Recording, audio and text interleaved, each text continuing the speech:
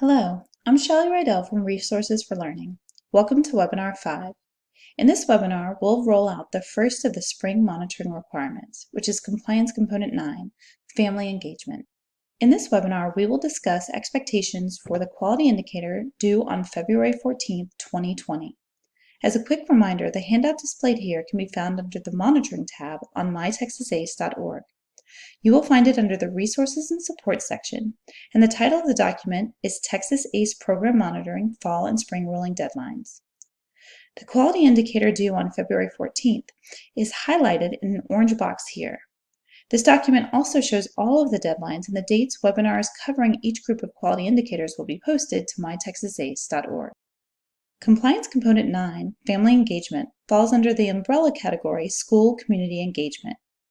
Today, we'll talk about the significant role that family engagement plays in establishing school and community engagement. It is an integral part of Texas ACE programming. This handout can also be found under the Resources and Support section of mytexasace.org. It gives an overview of the compliance components and associated quality indicators. As you can see, the compliance component we will work through today, Compliance Component 9, Family Engagement, is associated with just one quality indicator, Quality Indicator 15, Family Engagement Strategy. As you prepare to gather evidence and artifacts and begin to think through your submission for Quality Indicator 15, we encourage you to start with the Blueprint 2.0. You can use Blueprint 2.0 to get a sense of the expectations at a high level for each quality indicator. This is the blueprint for Compliance Component 9, Family Engagement, Quality Indicator 15, Family Engagement Strategy. Let me walk you through the scale and we can take a close look at each description. To be in compliance, the center must provide evidence of a family engagement plan or strategy. What the plan entails could vary, but overall, it should include information about how your center creates an activity schedule or how you choose activities to offer your families. It may also include your center strategies to promote increased attendance at family engagement events. A plan might also include ways in which you measure how your center is meeting the needs of your families. Please note, we are looking for a plan, not a part of a plan. The plan should describe a process through which the center engages families. A submission that shows evidence of just one activity or one event is not sufficient to fulfill the requirement of a family engagement plan or strategy. We recognize that your family engagement specialist might have developed a plan or strategy, and pieces of that plan or strategy apply across all of the centers for your grantee. However, each center is unique, and so the generalized plan or strategy will need to be tailored and targeted to each center specifically.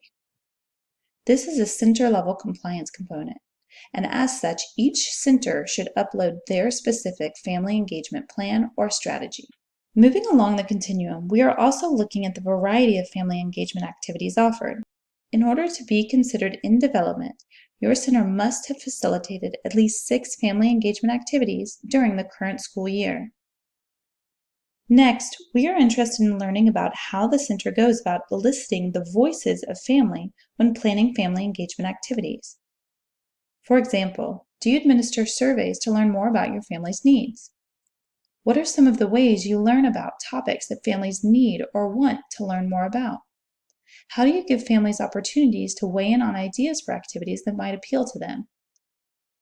In addition to eliciting family voice to determine the activities that you offer, you may also elicit family voice to evaluate the activities offered. For example, do you give parents opportunity to provide feedback on any of the events or activities they participate in?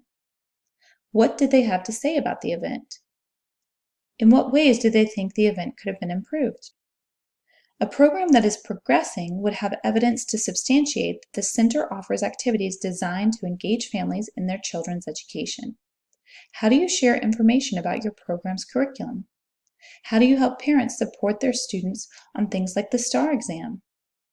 How do you involve parents in their children's literacy education? And last, to be optimizing, consider questions like, how do you know that your family engagement plan is effective? How do you modify or update your family engagement plan based on data that you collect? How does the center consider ways to increase family engagement and ways to satisfy family needs? Do you update your family engagement plan based on data or feedback collected? An optimized program engages in continuous improvement and strives for the highest level of family engagement. As you've seen with all of the quality indicators, progressing and optimizing are currently grayed out. The goal for program centers for 2019-2020 is for programs to be implementing. That is why progressing and optimizing are grayed out. You can expect those targets to rise in future years. Please know that implementing is the minimum expectation for this school year. However, that does not preclude a center from earning a progressing or optimizing rating. Be sure to refer to the guidebook as you gather evidence and prepare your responses for submissions. It is full of helpful hints, suggestions, and questions to prompt your thinking. Pages 54 through 57 of the guidebook cover Quality Indicator 15, Family Engagement Strategy. Another tool posted to mytexasace.org is a list of submission requests for fall and spring.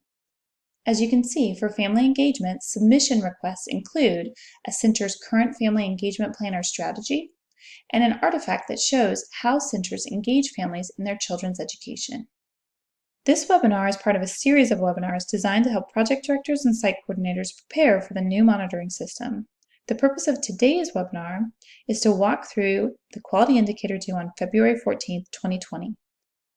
Our next webinar will cover the two quality indicators that are due on February 21st, Compliance Component 5, Partnerships, and Compliance Component 10, Community Engagement.